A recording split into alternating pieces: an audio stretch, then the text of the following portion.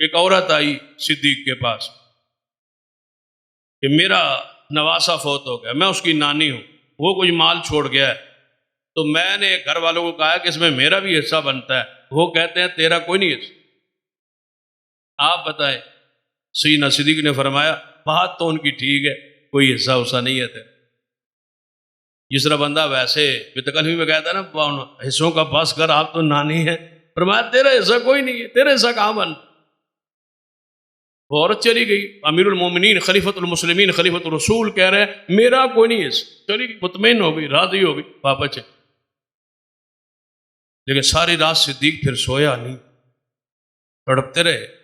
عورت نے فتویٰ پوچھا ہے، میں نے کہا ہے کہ نہیں تیرا حصہ نہیں، دلیل تو ہے کوئی نہیں میرے پاس۔ قرآن پہ غور کیا، حدیث پہ غور کیا، بات سمجھ نہیں آ رہی، ساری رات جاگتے رہے، سوچتے رہے، فجر کے وقت نماز پہ آئے، نماز پڑھائی اور فرمایا میرے ساتھیوں اصحاب رسول ذرا بیٹھے رہنا، میں ایک مسئلہ پوچھنا چاہتا ہوں۔ بڑی شخصیت ہے ابو بکر صدیق، کوئی بڑی بات نہیں کہ بڑے عالم کے ایک وقت میں مسئلہ ایک علم میں نہ ہو۔ فرمایا مجھے بتلاؤ کیا نواسے کی ورثہ میں ترکہ میں نانی کا کچھ حصہ بنتا ہے؟ کسی کے علم میں کوئی حدیث کوئی نص موجود ہے؟ تو ایک صحابی بولے ہاں ہاں، حضور نے نانی کو چھٹا حصہ دلوایا تھا، یہ کیس حضور کے سامنے میرے موجودگی میں آیا تھا، رسول نے اس کو حصہ دلوایا۔ صدیق نے فرمایا فلاں قبیلے کی فلاں عورت، اس کو بلاؤ، صدیق اپنا فتویٰ واپس لے۔ یہ اسلام، یہ یہاں میرے امام نے، میرے بزرگ نے، ساری لڑائیوں کی جڑ یہ ہے میرا بزرگ، میرا امام، میرا بزرگ، میرا امام، میرے بزرگ نے یوں کہا، میرے بزرگ نے یوں کہا، یہ یوں یوں لے کے بیٹھ گئی ہو۔ کتاب و سنت بس، جو قرآن کہتا ہے جو حدیث کہتی ہے بس، بڑے سے خطا غلطی ہو جائے وہ اپنا فتویٰ واپس، قرآن میں ہے ٹھیک، حدیث میں ہے ٹھیک، نہیں تمہاری، اور اس کے علاوہ ہماری حیثیت کیا ہے، یعنی ہمارا درجہ کیا ہے اسلام میں، دین میں، کہ ہماری بات اس میں چلے؟ نہیں، ہم غلام ہیں، متبع ہیں حضور کے، جو حضور نے کیا وہ کرنا ہے، جو نہیں کیا نہیں کرنا، بس۔ یہ سارے معاملات کوئی آج شروع ہے، حضور کے زمانے سے نہیں آ رہے، فوتگیاں ہوتی رہی، جنازے ہوتے رہے، ثواب پہنچائے جاتے رہے، سارے مسائل ہوتے رہے، آج کوئی شروع ہے کام؟ آج ہم یہ کیا کر، حضور جو کر گئے وہ کرو، جو نہیں کیا وہ نہ کرو۔ آپ اپنے عقل کو کیوں پیش کر؟ یہ وہی بات ہے استنجا والی بات جو سنائی ہے آپ۔ فرمایا بلاؤ اس عورت کو، فتویٰ واپس لے۔ وہ عورت آئی مسجد نبی میں، صدیق نے معذرت کرتے ہوئے فرمایا جو کل میں نے کہا تھا اس پر کوئی دلیل نہیں تھی، جو آج کہہ رہا ہوں اس پر مصطفیٰ کی حدیث ہے، تجھے حصہ ملے گا۔ یہ ہے، یہ ہماری دعوت، اس دعوت پہ ماہ رمضان کا آخری جمعہ ہے، دعوت فکر دینے کے لیے یہ چند گزارشات آپ کے سامنے رکھی ہے کہ خدا را ان فرقوں سے جان چکے، کتاب و سنت کی طرف، یہ کتاب اللہ ہے اور یہ سنت رسول اللہ ہے، اس کا عملی نمونہ ہمارے ملک میں یہ مسلک اہل الحدیث کی مساجد مدارس وہ دین لے کے بیٹھی ہے جو حضور نے اس امت کو دیا ہے۔ کبھی بھی ہمارے ساتھ چلتے چلتے 10 سال 1000 سال بعد بھی کوئی ہمارا عمل حدیث کے خلاف آ جائے، وہ ہمارا عمل غلط ہوگا، حدیث رسول حق ہو۔ یہ ہو سکتا ہے کہ مسئلہ ہمارے علم میں نہ ہو اور ہم کسی پر عمل کر رہے ہو، لیکن یہ نہیں ہو سکتا کہ حضور کا فرمان ہو اور ہم چھوڑ کے بیٹھیں۔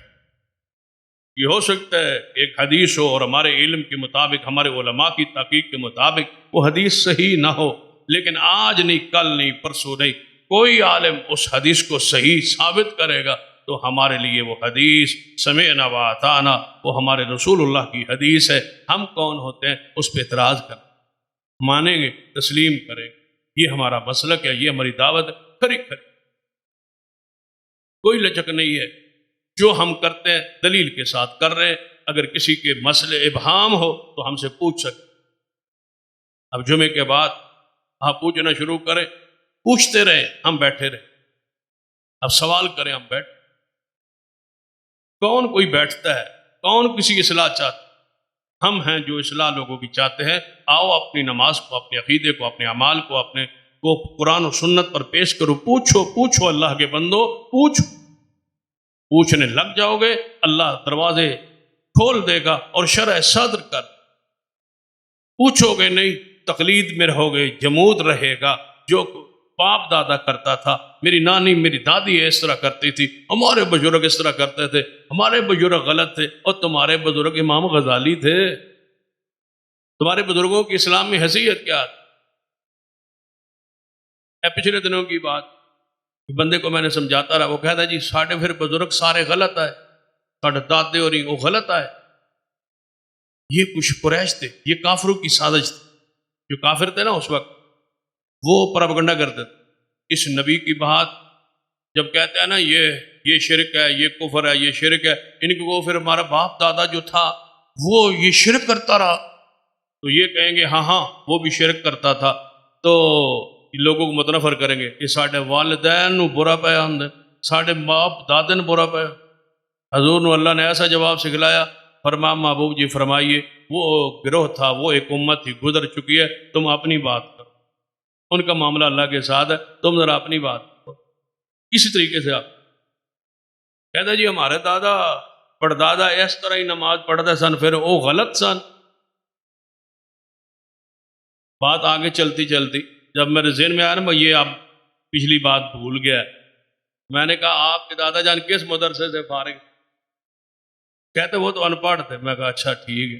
پہلا پوتا دیکھا ہے جو کہتا ہے میرا باپ دادا غلط تھا، میرے باپ دادا کی نماز ٹھیک تھی غلط تھی. کون سا دادا؟ جو ان پڑھ تھا. سبحان اللہ، وہ ہے ان پڑھ اور اس کو پیش کر رہا ہے. اور اللہ کے بندو، باپ دادا سے غلطی ہو سکتی، وہ اپنی زندگی گزار چکے، ان کا معاملہ اللہ کے ساتھ، ہم ان کو کیوں برا کہیں؟ وہ اپنے انجام کو پہنچ چکے. اچھے تھے تو اچھے انجام میں، برے تھے تو اللہ رحمت فرمائے، معاف فرمائے.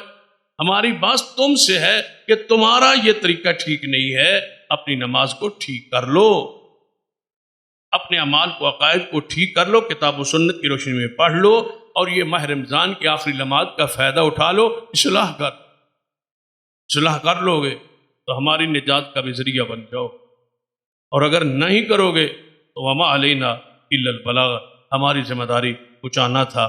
اللہ تعالی ہمیں عمل کی توفیق